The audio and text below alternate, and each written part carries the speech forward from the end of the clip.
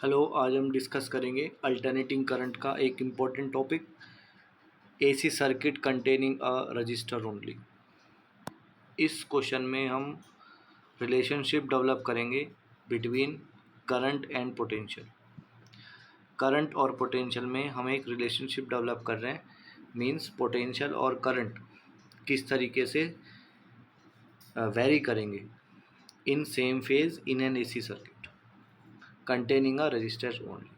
तो हमने क्या किया है, हमने एक रजिस्टर कनेक्ट किया है, ये इसका सर्किट डायग्राम है, और only a register is connected across the potential E.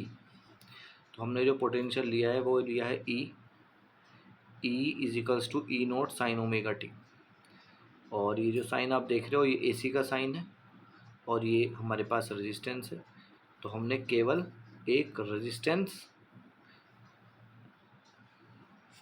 Across the potential हमने लगाया है। तो इस सर्किट को हम क्या बोलेंगे, प्योरली रेजिस्टिव सर्किट, क्योंकि इस पूरे सर्किट के अंदर आप देख रहे हो, इस पूरे सर्किट के अंदर केवल और केवल हमने रेजिस्टेंस लगाया।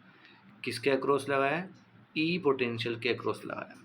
ठीक है, तो अगर हम इसका पोटेंशियल ड्रॉप देखें, आर के अक्रॉस जो पोटेंशियल ड्रॉप है वो हमारे पास कितना हो जाएगा, V इज इक्वल्स टू आई, क्योंकि आर तो इसकी रेजिस्टेंस है, आर तो इसकी रेजिस्टेंस है, और आई इसमें करंट क्या कर रहा है, फ्लो कर रहा है। तो इसके अकॉर्डिंग जो पोटेंशियल होगा वो V इजिकल्स टू कितना हो जाएगा, आई आर। ठीक है, अब हम इसमें किरचॉफ लूप रूल लगाएंगे। किरचॉफ लूप रूल क्या कहता है, किरचॉफ लूप रूल ये क्या बोलता है कि जो ईएमएफ है, सोर्स की जो ईएमएफ है, यहाँ पर जो सोर्स की ईएमएफ है वो है ई, और ई नोट हमारे पास मैक्सिमम ईएमएफ है।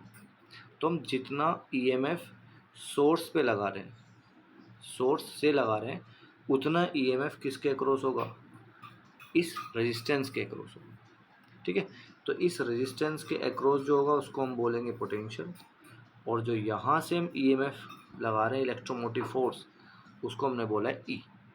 तो हमारे पास जो पोटेंशियल्स होंगी इन दोनों की वो कैसी होंगी, इक्वल होंगी।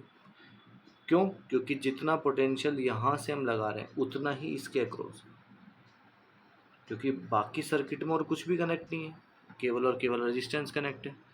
तो हमारे पास E इज इक्वल्स टू कितना आ जाएगा, V आ जाएगा, और V की वैल्यू ऑलरेडी आपको पता है, V की वैल्यू हमारे पास कितनी है, V की वैल्यू है IR। तो V की वैल्यू पे हमने प्लेस किया है IR, और E की वैल्यू पर हमने प्लेस कर दिया है E naught sine omega t. तो it means E naught sine omega t is equals to कितना हो गया, IR।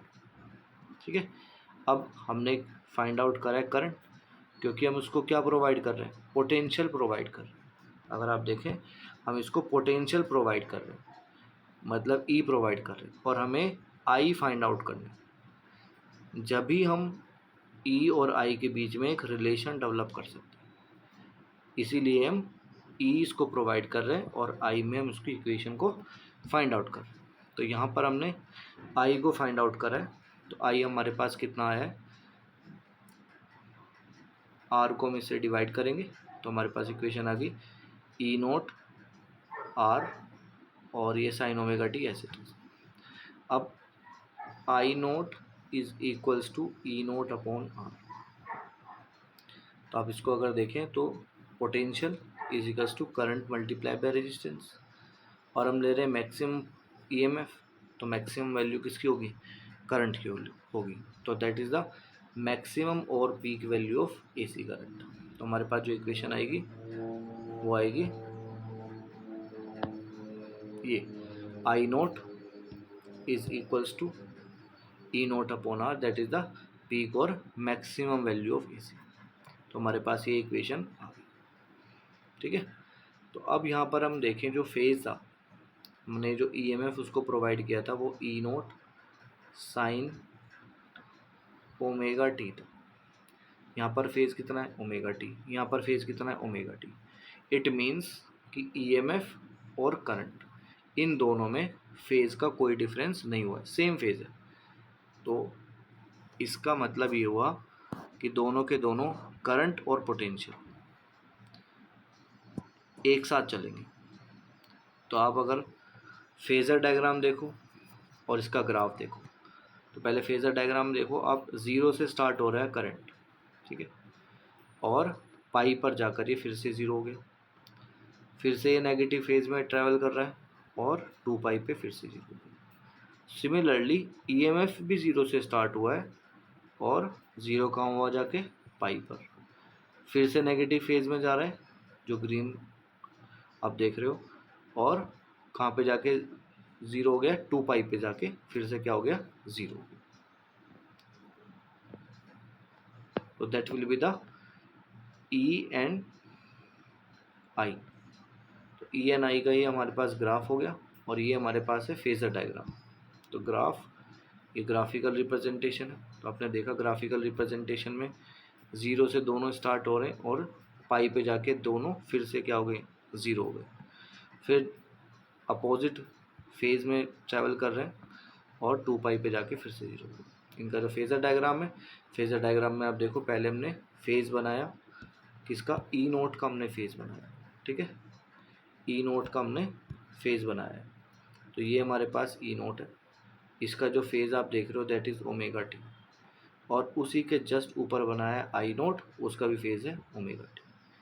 तो ई नोट साइन ओमेगा टी और ये ई नोट साइन ओमेगा टी, दोनों का फेज़ कितना है, सेम है। इट मीन्स दोनों साथ साथ चलेंगे और दोनों के बीच में जो फेज़ एंगल है वो क्या रहेगा, 0 रहेगा। तो इट मीन्स कि रजिस्टर अगर प्योरली रजिस्टिव सर्किट होगा तो उसमें ई और आई के बीच में कोई फेज डिफरेंस नहीं होगा।